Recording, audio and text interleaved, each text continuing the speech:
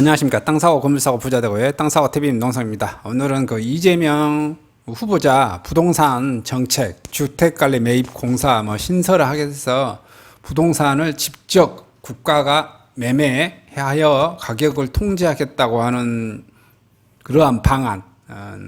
그래서 후보자의 그 마인드가 어떻게 되어졌고 이게 당선이 되면 부동산 관련 정책을 어떻게 펼칠 것인지 조금은 예측해 볼 수 있는 한번 그런 내용을 봐보겠습니다. 물론 이분이 당선되기 위해서 좀 과격하게 주장할 수도 있고 실제로 당선이 돼서 주장한 대로 실행할 수도 있고 또 당선만 되려고 주장했다가 사실은 그렇게 안 할 수도 있고 그야 모르겠지만 어쨌든 한번 본인 입으로 말한 거 한번 봐보겠습니다. 정부가 부동산 집정 매매 가격 통제하겠다는 이재명 후보자님입니다. 주택관리 매입 공사를 신설하겠다. 집값 상하 한선 유지하겠다. 이게 이제 전문가들은 시장을 더 애국시킬 것 아주 불안한 눈으로 본 것 같아요. 자, 대통령 선거 출마를 선언한 이재명 경기지사가 2일 주택관리 매입 공사 가칭 신설의 국가 주택가격의 하한선과 상한선을 관리하겠다고 말했습니다. 국가가 부동산 시장에 직접 개입해 가격을 조절하겠다는 구상입니다. 주택가격 왜곡으로 부동산 시장 혼란을 초래할 것이라는 지적이 나옵니다. 이 지사는 이날 열린 온라인 기자간담회에서 현재 주택가격은 한국의 경제력을 고려하며 지나치게 높다. 이같이 말했습니다. 그가 거론한 주택관리 매입공사는 부동산 가격이 경제 구매에 비례해 적절히 오르도록 관리하는 역할을 하는 기관이다. 이 지사는 강력한 조세 정책과 거래 제한으로 시장 상승을 억제하되 집값이 지나치게 떨어지면 매입공사가 주택을 매매해 임대주택으로 전환시킬 것이라며 역으로 공급 부족으로 가격이 급등한 상황에서는 매입공사가 시장에 물량을 내놓을 수도 있다고 설명했습니다. 그는 매입공사로 하한선을 받치고 규제로 상단을 유지하면서 충분히 합리적인 부동산 가격을 유지할 수 있다고 자신하고 있습니다. 공공임대주택을 분양 조건 없이 대량 공급해 임대주택의 보급률을 높이겠다는 기본주택 공약도 제시했습니다. 이 지사는 국내 주택의 공공주택 비율이 수십 년째 8%를 유지하는 것은 공공임대주택을 결국 분양으로 전환하기 때문이라며 역세권 전용면적 84제곱미터 34평 공공임대 아파트를 대량 공급하며 10억 원, 20억 원을 내고 주택을 사려는 이들이 줄어들 것이라고 말했고요. 그는 구체적인 목표 물량을 묻는 질문에 주택정책의 대전환을 의미하기 때문에 공공주택에 지어지는 아파트 거의 다 기본주택이 될 것이라고 답했고요. 전문가들은 부동산 시장에서 국가가 공개 조작을 하는 건 사실상 불가능하다고 지적했습니다. 신교영 건국대 부동산학과 교수는 거대한 부동산 시장의 수요와 공급을 공공이 충족시키면서 가격을 조절하려면 수백조 원의 예산이 필요하다. 세계 어느 나라에도 이를 시도하지 않는 이유는 비용을 감당할 수 없기 때문이다. 이 지사가 자신도 지난해 언론 인터뷰에서 집값을 인위적으로 억제하려고 하면 시장이 왜곡될 것이라 지적한 바 있습니다. 이재명 경기지사가 2일 대선 출마를 선언한 뒤 처음으로 연 기자간담회에서 국방과 질서 유지에 상하는 필요 경비를 최소한으로 줄이고 국민의 삶을 개선하는 지출을 최대한 늘리겠다고 밝혔고요. 이런 발언은 기본소득, 기본주택, 막대한 지원이 필요한 자신의 공약에 대해 퍼주기라는 비판을 직접 언급하고 해명을 하는 과정에서 나왔고요. 문재인 정부에서 국방비 예산 증가율이 역대 최고치를 기록한 만큼 본격적인 대선 국면에서 이 지사의 국방비 축소론을 두고 논란이 예상됩니다. 이 지사는 한국의 경제적인 대전환 시기에 직면해서 국가 역할을 확대 강조했고요. 국가가 대규모 인프라 투자를 집행해 기업에 필요한 재생에너지, 디지털 인프라자 설비를 공급한 계획이고요. 기업을 위한 인프라 투자 안에 민간을 위한 대규모 복지 확대 공약도 내놨고요. 경기 성남지사 시절 제한된 자원으로 군입대 장병 전원에게 상해보험을 가입시키고 청년이 목돈을 마련할 수 있는 청년저축제도를 시행하고 청년연금과 면접수당 등 각종 청년 정책을 폈고요. 550조 원이 넘는 중앙정부 예산으로 이와 같은 정책을 물론 훨씬 많은 특화된 복지정책을 시행할 수 있다고 말했고요. 이 지사는 복지 재원과 관련한 국방과 치안 등을 필수 비용으로 최소한으로 줄이면서 부동산 정책을 통해 중부당 중복지를 실시하겠다고 공언했습니다. 북한과 관계에서는 한미, 한중 관계의 대외 의지에 대해서도 북한과 관계를 개선하고 미국과 중국 사이의 중립적 외교를 추구하겠다. 그는 북한 정부는 인민의 삶을 개선해야 하는 과제가 있는 만큼 지금의 대치 상황을 즐기고 있다고 생각하지 않다며 남북관계가 합리적인 대역과 소통, 결단, 동시 한반도에 미치는 미국과 사이의 중심 균형, 외교 하겠다. 역사관과 대북관계 논쟁의 정치적 평행 문제, 자금 문제에 대해서 자제해온 이 지사는 전날 경북 안동을 찾아 한국의 친일 세력이 미 전영군과 합작해서 지배했다고 말해 역사관 논란을 촉발시켰고요. 유승민 전 미래통합당 의원은 이날 페이스북에서 이 지사가 대한민국 출발을 부정하라는 역사인식을 지닌다고 충격적이라고 지적했고요. 중도층 의식의 기본소득 신중론, 청남 시절부터 이 지사의 특징 정책의 평가 가운데 기본소득에 대해서는 청년과 노인, 장애인 등 일부 계층에 시범적으로 지급한 이후 공론화 과정을 거쳐 확대하겠다는 유보적 입장을 보였고요. 그는 지역화폐 형식으로 지급된 기본소득은 소비를 늘려주는 승수효과가 같다는 것이 지난 1차 지난장으로 증명됐다며 전면 도입에 대한 우려와 재원 부담 문제가 있기 때문에 부분적으로 집행해 효율성을 증명한 후 국민 동의를 거쳐 늘려나겠다 말했고요. 기본소득이 가장 중요한 것은 제1의 정책이라 말할 수 없다라고 말했습니다. 민주당 지지층 사이에 의견이 갈리는 조국 전 법무장관 사태와 관련해서는 조심스러운 입장을 보였고요. 조 전 장관과 그 일가족에 대한 검찰 수사가 지나쳤다면서도 법원의 판단을 통해 검찰의 발표가 사실로 나타난다며 상응하는 책임을 지는 게 맞다 말했고요. 이날 간담회 배우 김부선 씨와 불륜 의혹에 대해 질문이 들어오자 이 지사는 얼마 더 증명하냐며 판단은 국민이 해줄 것이라 말했고요. 김 씨는 이 지사의 대선 출마 이후에 나의 존재를 무시하냐며 SNS에 연일 이 지사를 비판하겠었고요. 이 지사는 대선 출마에 원한다 험지 영남 텃밭 전남을 방문해 지지자를 규합하고 이날 전남 목포시 김대중 노벨평화상 기념관을 찾아 김대중 전 대통령의 정신과 기운을 느끼고 이것을 찾았다며 서울생의 문제의식과 상인의 현실감과 겸비할 것을 강조했던 김 전 대통령처럼 공정과 성장을 동시에 추구하는 나라를 만들겠다 이렇게 말씀하셨네요. 또 다른 기사를 한번 봐보겠습니다. 집값 잡기 쉽다는 이재명이 어떻게 문제는 수요다. 자, 여기 기사를 한번 봐보시면 부동산 더 명확하게 나온 것 같아요. 자, 쭉 나왔습니다. 저는 얼마든지 집값이나 부동산 문제를 해결할 자신이 있습니다. 라고 말했는데요. 이거는 거짓말입니다. 팩트입니다. 저는 이걸 팩트라고 말하는데요. 왜냐하면 그 누구도 부동산은 해결할 수 없다. 왜 해결할 수 없냐면은 부동산이라고 하는 게 재화가 다 틀려요, 다. 그리고 인간의 욕망은 무한해요. 그렇기 때문에 해결이 안 되는 거예요. 이것은 똑같은 상품이라고 예를 들어서 빵이라고 생각하면 빵을 예를 들어서 대한민국 국민이 4천만 명이다, 5천만 명이다, 5천만 개로 공급하면 된다고 생각한 거죠. 쌀을 예를 들어서 5천만 그릇을 공급하면 된다고 생각했는데 부동산은 5천만 개에 해당되는 공급을 하더라도 문제라는 거예요. 왜냐? 폭락할 때는 폭락하고 오를 때는 오른다고. 부동산은 위치마다 틀리고 부동산이라는 가격 자체가 내 위치가 옆에 공원이 있느냐, 지하철역이 들어오느냐, 병원이 대형 병원이 있느냐, 학교가 가깝느냐 이렇게 모든 사회 기반 시설하고 믹서되어져 있다는 거예요. 땅 문제가 아니라는 겁니다. 자, 그래서 그 부동산 가격은 들쑥날쑥할 수밖에 없다라는 겁니다. 그것을 전제를 지금 무시하는 거예요. 대선 출마 뒤 전 기자간담회를 연 이재명 경기지사는 2일 부동산 관련 질문을 받자 이같이 대답했는데요.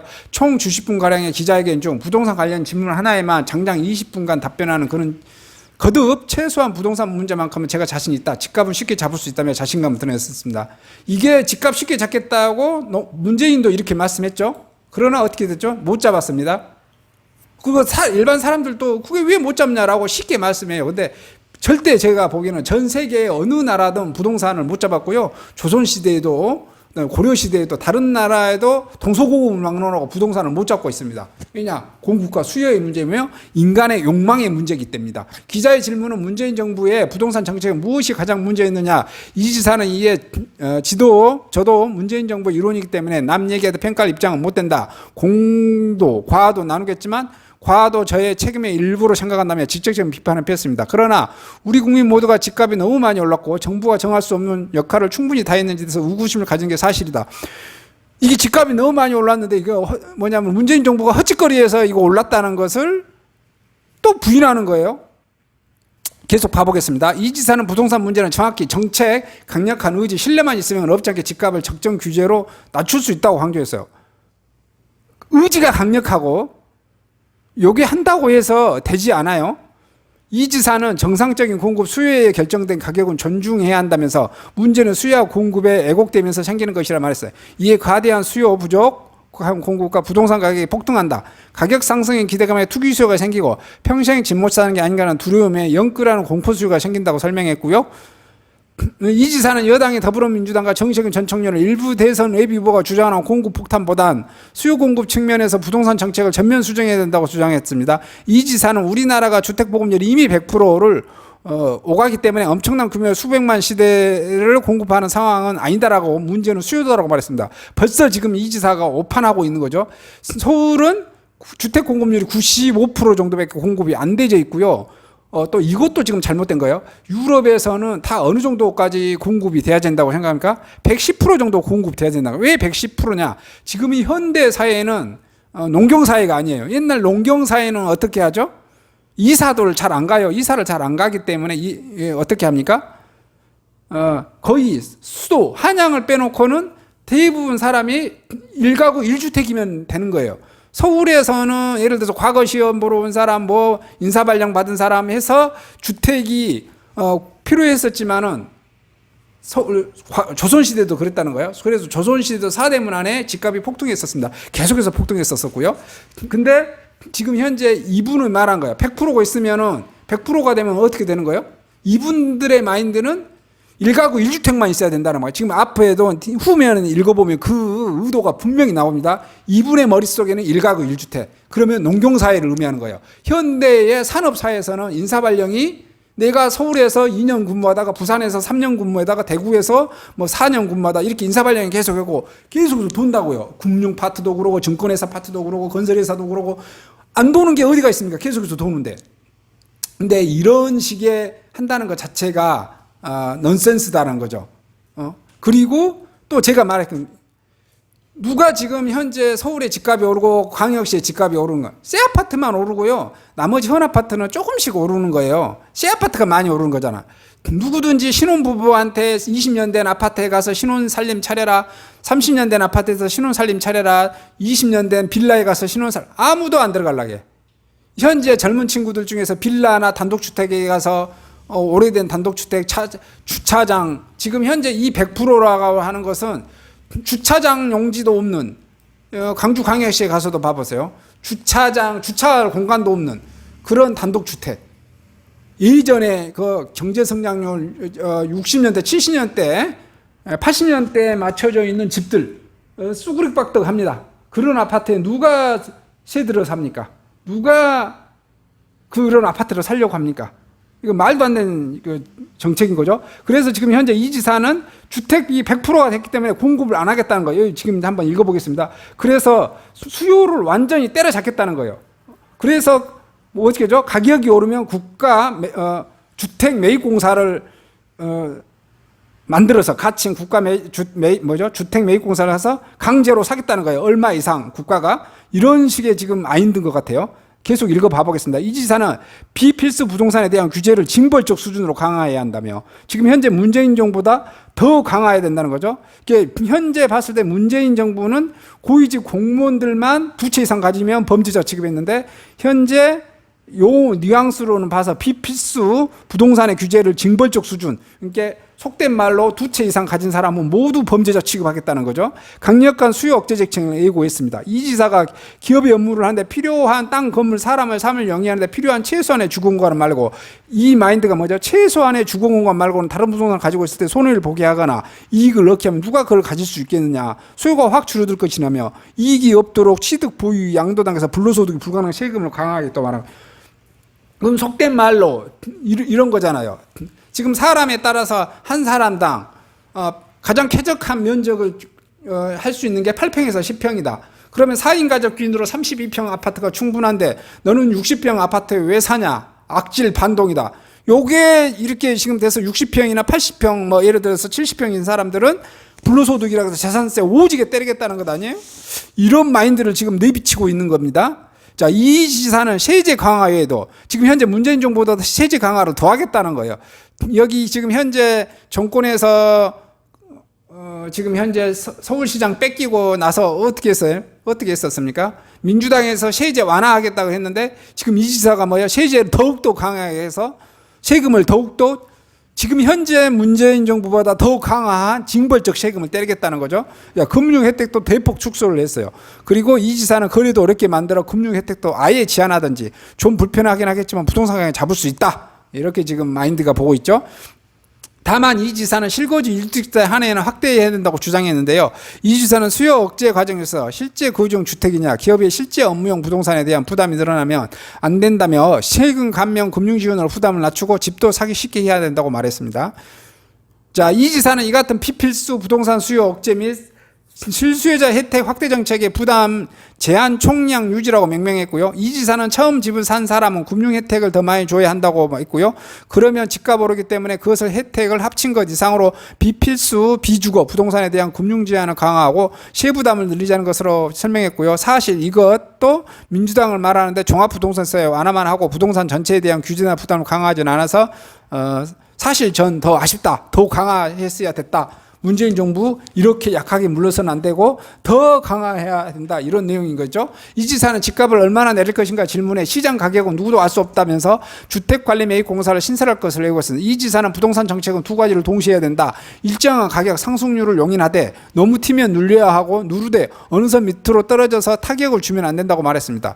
이어 주택매입관리공사를 만들어서 특정 부동산이 일정 가격 이하로 떨어지면 매입에 공공임대로 전환하는 형태로 하한선을 바치고 강력한 금융 조세, 거래 제한 정책으로 상단을 유지해 그 중간에서 시장 가격이 형성되도록 하는 게 필요하다고 밝혔습니다. 자, 이런 내용을 보면 정확하게 그냥 다른데 이제 부동산 카페 같은 데서 보면은 저는 그렇게까지 생각은 안 합니다만 다른 부동산 카페에서 보면은 지금 어떻게 하죠? 포퓰리즘 정책에 또는 내 재산 다 뺏어가는 것 아니냐. 두 채 이상 가진 사람 강탈하는 것 아니냐. 이제 지금 현재는 문재인 정부는 두 채까지 있었는데 그런 불안 감정을 주는 것 같다. 그런 느낌인 것 같아요. 그래서 다른 부동산 카페에서 막 글을 읽으면은 이거는 뭐 공산주의로 가자는 거냐. 이런 지금 막 그 불안한 심리의 댓글들이 엄청 많이 올라오고 있습니다. 이것은 이제 스스로 한번 여기는 이제 궤괄적인 내용으로 나온 것이라서 이제 어떻게 말할지는 모르겠습니다. 따라서 이제 이분이 대통령이 됐을 때 어떤 부동산 정책을 펼칠 건가 조금은 이제 눈치가 보였죠. 근데 문제는 뭐다? 이분이 굉장히 더 과단성이 있어요. 또 기존의 과거에 했었으면 더 했었고, 그래서 문재인 정부보다 문재인은 지금 김수현이라고 하는 분이 부동산 정책을 철강을 했는데 이재명이가 되면 얘는 자기가 공공연하니 이렇게 발표를 했고 문재인이가 했던 사실 김수현이 부동산 총괄 지휘자가 했던 이것 자체가 쉽게 말해서 물러터진 거다. 더 강력히 해야 된다라고 지금 주장한 거죠. 그러면 이분이 지금 대통령 되면 뭘 하시겠습니까? 공급을 줄이겠죠. 공급을 줄이고 이분이 한 주택을 가지고 있는 사람은 활성화시키고 무주택자는 활성화시키겠다는 거예요. 그러면 이분의 포지션은 뭐예요? 선거 포지션을 잘 잡은 것 같아요. 왜냐하면 대한민국에서 무주택자가 비율이 우리나라 항상 40%에서 50% 사이입니다. 뭐 45%, 43%, 44%, 46% 막 왔다 갔다 해요. 그리고 2주택 이상인 자가 10%를 못 넘습니다. 1주택자가 30 몇 프로 정도, 2주택자가 10%도 안 돼요. 3주택 다 2주택, 3주택, 4주택 다 합쳐서 답이 딱 나오겠죠. 통계를 보니까 2주택 이상자들을 완전히 공격해도 1주택자하고 무주택자 포지션만 채우면 나는 투표 행위하는 데 있어서 나한테 유리하게 할 수 있다라는 것을 잡을 수 있는 것 같아요. 근데 이제 여러분 한번 잘 봐보십시오. 현재 문재인 정부가 해서 지금 문재인 정부 4년, 지금 이제 5년째 들어가고 있는 이 와중에 주택 공급 물량이 계속해서 줄었습니다. 향후에도 22년, 23년, 24년, 25년까지 주택 공급 물량이, 인허가 물량이 줄어서 계속 줄어요. 근데 지금 이재명 이분이 당선이 되면 주택 공급 물량이 더 줄겠죠. 여러분 보이시죠? 그 두 채 이상 가진 사람을 벌써 지금 좀 범죄자 취급한다고 하는 그런 뉘앙스를 많이 지금 풍기고 있어요. 풍기고 있어. 내 지금 확실히 무주택자하고 1주택자들을 위해서 일해줄게. 이제 이러는 거죠. 근데 공급 물량이 줄면 어떻게 하겠죠?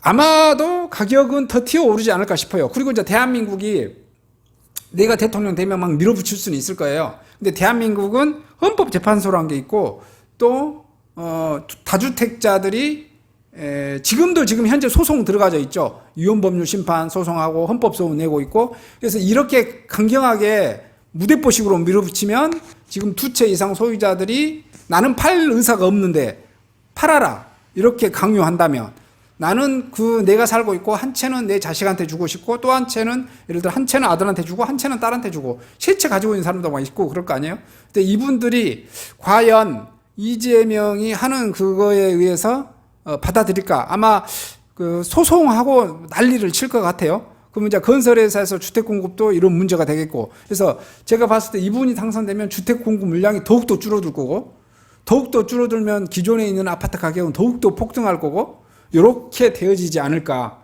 이렇게 예측해 봅니다. 가격이 더욱더 많이 오를 것 같아요. 이제 제가 보면 이재명이 당선이 되면 가격이 더 이렇게 급등할 것 같아요.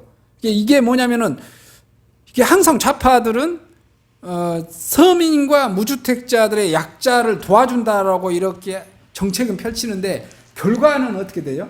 가격이 더 올라. 근데 이게 모르겠습니다.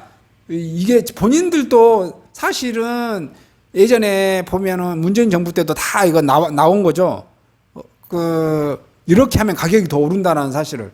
근데 제가 봤을 때 가격이 더 오른다는 사실을 이재명도 다 보고를 받을 거예요. 왜냐하면 이재명도 바보가 아니고 그런 정보를, 데이터를 다 보고해 줄 밑에 비서관들이 다 보고를 해줄 거란 말이에요. 근데 왜 이런 선택을 할까라고 저는 생각했을 때 아까 말했죠. 투표 행위예요. 투표. 이렇게 하면은 무주택자나 부동산 지식이나 경제 지식이 짧은 단편적인 사람들은 나한테 투표 행위를 해줄 것이다라고 하는 거죠. 왜냐, 나는 일단 당선이 돼야 되니까. 그리고 가격이 더 오르면 좋아. 왜냐? 가격이 오른 다주택자들한테 악질로 몰아가고 그 사람들한테는 강제로 뺐든 못하더라도 어떻게 돼요? 세금 오지게 때리겠다 이거예요. 세금 엄청 때려서 세금을 뜯어서 그 돈으로 너 가난한 사람 소득 1분이자 2분이자들 줄게. 나한테 투표를 해주라. 이런 전략인 것 같다라는 저는 생각이 들거든요. 근데 이제 지금 이렇게 하시고 지금 현재의 이제 코로나 사태로 다들 또 먹고 살기 힘들고 이런 것. 그래서 지금 현재 민주당이 또 한나라당이나 딴 나라당이든 국민의힘이든 국민의힘당이든 정의당이든 민생당이든 어떤 당이 돼도 이 코로나로 관련돼서 이게 자금을 이렇게 무상으로 막 꽂아줄 거란 말이에요. 기본소득으로 주든 어떤 명목으로 주든. 근데 이분이 당선되면 그러한 행위를 더욱더 노골적으로 하실 것 같다. 그러면 어떻게 할 수 있는 방법은 뭐다? 할 수 있는 방법은 국채를 발행하든지 세금을 뜯든지 두 가지 딱 방법이에요. 두 가지 방법. 세금을 더 많이 오지게 걷든지 아니면 국채를 발행해서 한국은행부터 돈 땡겨와서 풀든지. 이게 두 가지인데 저는 국채를 발행해서 돈을 오지게 풀면 부동산 가격이 더 튀어오릅니다. 그리고 이분이 부동산을 공급 물량을 줄이면 이 수요와 아까 지금 계속해서 본인도 말하셨죠? 가수요가 더욱더 증가될 거란 말이에요. 그래서 금액이 저는 더 튀어오를 것 같다는 생각이 들어요. 더 튀어오를 것 같다. 본인은 가격을 잡을 수 있다고 생각하는데 제가 보기에는 가격이 더 튀어올라. 예를 들어서 어떤 다른 당이 필요해서 지금보다 공급을 더 많이 하겠다면 저는 가격이 또 완만하게 오를 것 같다. 자, 이렇게 되어지는데 이분이 하는 정책으로 봤을 때는 가격이 더 급등할 것 같습니다. 여러분 한번 잘 보시고, 물론 이제 여러분이 대통령 후보를 투표를 하실 때 딱 부동산 하나만 보고 이렇게 투표를 하지는 않겠죠. 여러 정치, 외교, 안보, 경제, 다 복지, 그다음에 부동산 이런 거에 다 관련돼서 이렇게 이렇게 투표 행위를 하실 거예요. 근데 부동산 정책으로만 보면 제가 봤을 때는 뭐하다? 공급 물량 대폭 감소. 그다음에 강제로 국가가 부동산 이렇게 징발, 또 세금 부과, 세금을 이렇게 망제로 부과하면 어떻게 된다고요? 건물주는 세금을 그것을 업해서 다시 임차인한테 전가시킨다고요. 전가시키는 거 계속 다 나옵니다. 그래서 가격이 아마도 제가 보기에는 이재명 이분이 당선되면 가격이 더 폭등할 거로 저는 이제 예측을 하는데, 여러분은 어떻게 예측을 하시는지 한번 곰곰이 생각을 한번 해보시기 바랍니다. 그리고 참고해서 한번 부동산 정책 또 어떻게 해야 될지 한 번씩 시뮬레이션 해보시기 바랍니다. 이상 영상을 마치도록 하겠습니다. 감사합니다.